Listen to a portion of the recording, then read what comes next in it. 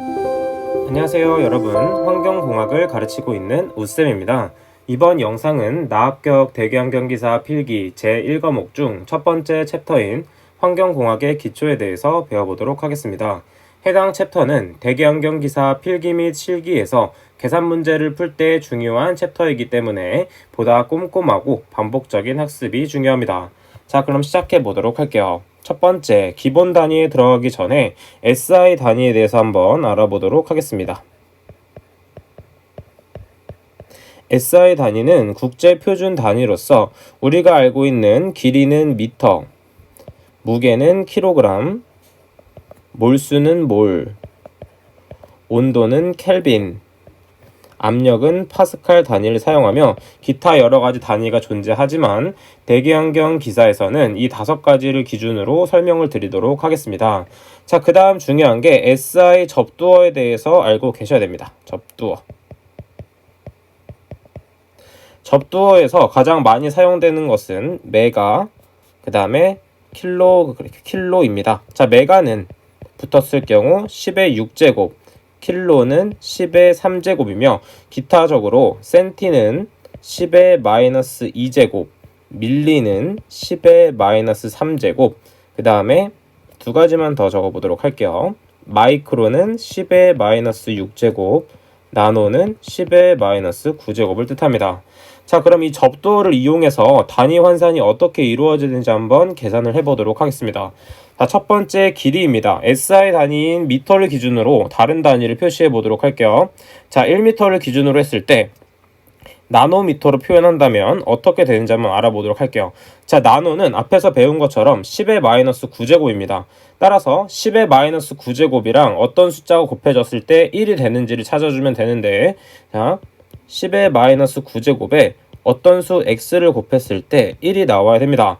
자, 그러면 이때 x를 구하기 위해서는 10의 마이너스 9제곱을 우항으로 이항시켜줘야 됩니다. 자, 이항하게 되면 바뀌기 때문에 10의 9제곱이 되는 것이죠. 따라서 1m를 나노미터로 환산하였을 경우에는 10의 9제곱 나노미터가 됩니다. 같은 방법으로 마이크로미터일 경우에는 10의 6제곱, 밀리미터일 경우에는 10의 세제곱, 센티미터일 경우에는 10의 제곱이 되는 것이죠. 자, 밑에 있는 피트 단위나 인치 단위는 잘 출제되지 않지만 그냥 이런 게 있구나 정도만 읽어주시면 되겠습니다. 자, 그럼 길이에서 확장되는 단위로서 넓이와 부피에 대해서 한번 보도록 할게요. 자, 넓이는 말 그대로 사각형을 생각해 주시면 됩니다. 사각형을 생각해 주시면 되는데 이 사각형은 길이 곱하기 길이이기 때문에 차원으로 봤을 때는 L의 제곱으로 표현하고 중요한 부분인 부피를 보게 되면 정육면체를 생각해 주시면 됩니다. 정육면체.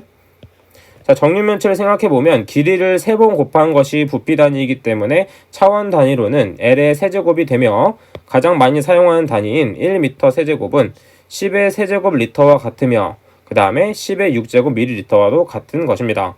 자, 그 다음에 우리가 많이 보았던 밀리리터와 cc에 대해서도 보도록 할게요. 자, 밀리리터는 보통 이제 우유를 볼 때 몇 밀리리터라고 많이 봤었고 cc는 보통 맥주를 셀 때 많이 보았습니다. 자, 이렇게 만약에 500ml 우유와 500cc의 맥주는 같은 단위이기 때문에 같은 양이라고 볼 수 있고 잘 보진 못했지만 세제곱센치 단위도 많이 출제되기 때문에 이 세 가지는 같은 단위를 뜻한다라는 걸 체크해 주시면 되겠습니다.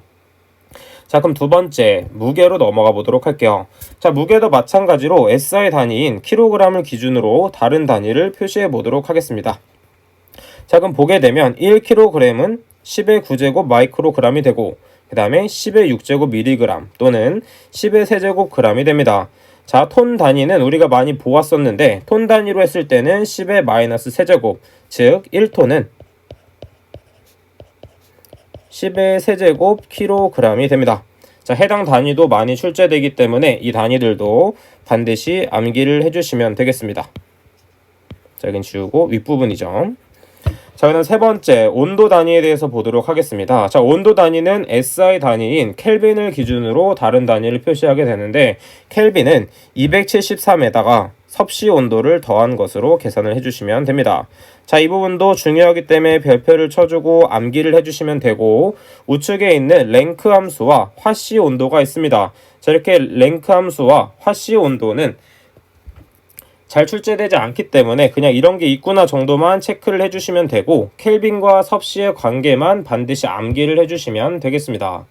자, 그럼 계속해서 네 번째 압력에 대해서 배워보도록 할게요.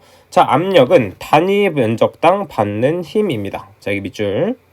자, 그러면 이렇게 면적이 있다고 보았을 때 위에서 일정한 힘이 작용하는 것입니다. 자, 이때 힘은 뉴턴 단위이고 면적은 A라는 면적을 사용하게 되죠.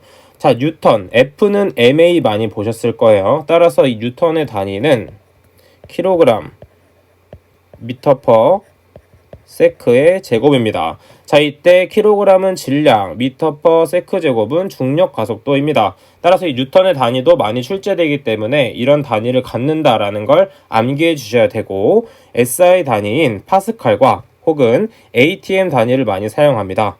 자, 그럼 우측의 참고 부분을 보게 되면 각각 대기압에 따른 변환하는 것들이 적혀 있기 때문에 이거에 따른 압력을 다 암기해 주시는 게 좋습니다. 그 중에서도 1ATM당 760mm HG 혹은 101332mm H2O 그 다음에 14.7 PSI 그 다음에 101,325파스칼도 같이 암기해 주시면 됩니다. 자, 그 기타 부호들도 많이 출제되기 때문에 그냥 이런 게 있구나로 읽어주시면 되고요. 자, 우리는 앞에서 온도와 압력을 배웠습니다. 자, 그러면 학생분들이 가장 헷갈려하는 온압 보정에 대해서 한번 보도록 할게요. 자, 온압 보정이라 함은 부피가 온도와 압력에 따라 변화한다라는 것을 볼 수 있는데 이것은 우리가 학생 때 배웠던 보일-샤를 법칙에 따른 온압 보정을 하게 되는 것입니다. 자, 우리가 기체의 부피로 생각을 해보았을 때 온도가 높아지게 되면 기체의 분자가 활발하게 움직이면서 부피가 커지게 되고 반대로 압력이 커지게 되면 그만큼 활동하는 영역이 줄어들기 때문에 부피가 작아지게 됩니다. 따라서 우리가 원하는 부피를 다른 부피로 바꿔줬을 때 어떻게 변하는지 보면 원래 상태로 이렇게 V자가 된다는 걸 알 수 있고 반대로 나중 상태의 온도와 압력은 V자의 거꾸로가 된다고 보시면 됩니다. 자, 그럼 이 개념 잡기 문제를 통해서 어떻게 적용되는지 한번 보도록 할게요. 표준 상태에서 부피가 1m 세제곱인 물질이 27도씨 2atm으로 변화했을 때의 부피를 구하는 것입니다. 자, 먼저 주어진 부피는 1m 세제곱인데 이것은 표준 상태인 0도씨 1기압입니다.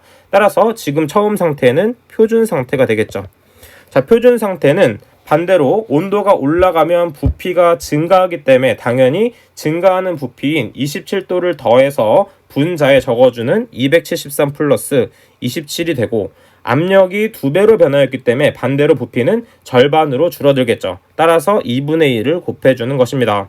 따라서 V2는 0.5495m 세제곱이 나오며 일반적으로 실기에서 답을 적을 때는 소수점 둘째 자리까지 표현하기 때문에 필기에서도 이렇게 연습해주는 게 좋습니다. 따라서 정답은 0.55m 세제곱이라고 적어주시면 됩니다. 자, 그러면 잠시 쉬었다가 계속해서 다음 강의에서 진행하도록 하겠습니다.